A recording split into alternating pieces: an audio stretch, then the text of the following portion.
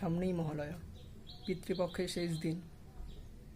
প্রচুর সংখ্যক মানুষ সেদিনকে তর্পণ করতে যান, কিন্তু তর্পণ কথার অর্থ অথবা তর্পণ কারা করতে পারেন শাস্ত্র অনুযায়ী, সেটা কি আপনারা জানেন? চলুন তাহলে জেনে নেওয়া যাক। নমস্কার, আমি আদিত্য চক্রবর্তী। প্রথমত বলি, তর্পণ কথার অর্থ হচ্ছে সন্তুষ্টি বা খুশি। পিতৃপুরুষদের উদ্দেশ্যে তো আমরা তর্পণটা করি, তাদেরকে সন্তুষ্ট করা দিন হচ্ছে সেটা। ঠিক আছে, তারা সারা বছর অপেক্ষা করে থাকে এই দিনটার জন্য।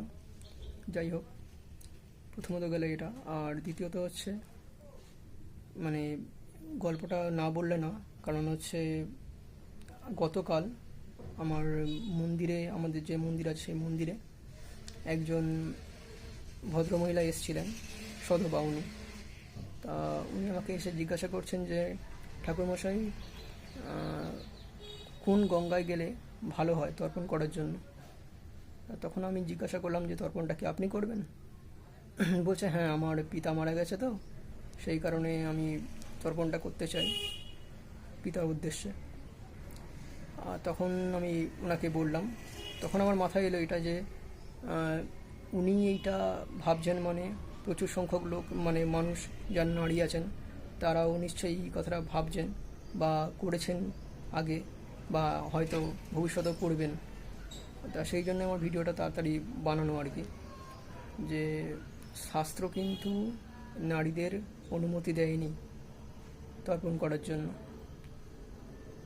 যদি কুমারী হন তাহলেও না, যদি সধবা হন তাহলেও না।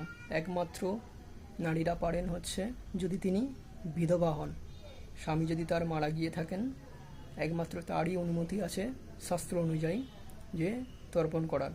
স্বামী সহ তার পিতৃপুরুষের উদ্দেশ্যে বা তার মাতা যদি মারা গিয়ে থাকেন তাদের উদ্দেশ্যে তর্পণ তিনি করতে পারেন। তাছাড়া কিন্তু নারীরা তর্পণ করতে পারেন না, একদম স্পষ্ট বলা আছে শাস্ত্রে। ঠিক আছে, তা যদি আপনারা আগে করে থাকেন ভুল করে, অবশ্যই সেটা শুধরে নেবেন।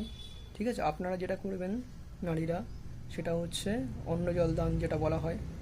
কোনো জ্ঞানী ব্রাহ্মণকে, কোনো পণ্ডিত ব্রাহ্মণকে আপনারা ওই যেরকম আপনারা ভোজ্য দান করেন, একটু চাল, আলু, একটু সবজি কিছু দিয়ে, একটু মিষ্টি, একটু একটা থালার মধ্যে বা কোনো একটা জায়গার মধ্যে করে নিয়ে, যদি পারেন একটা ধুতি, গামছা, বস্ত্র যেটাকে বলে, সেই সবগুলো একসাথে করে কোনো ব্রাহ্মণকে দান করে অবশ্যই তার আশীর্বাদ নেবেন। তাতেই আপনার তর্পণের যে ফলটা সেটা লাভ করা হয়ে যাবে। ঠিক আছে, এটা হচ্ছে নারীদের জন্য বলা আছে, যেটাকে অন্ন জল দান বলে। ঠিক আছে, তা এটা আপনারা করবেন অবশ্যই।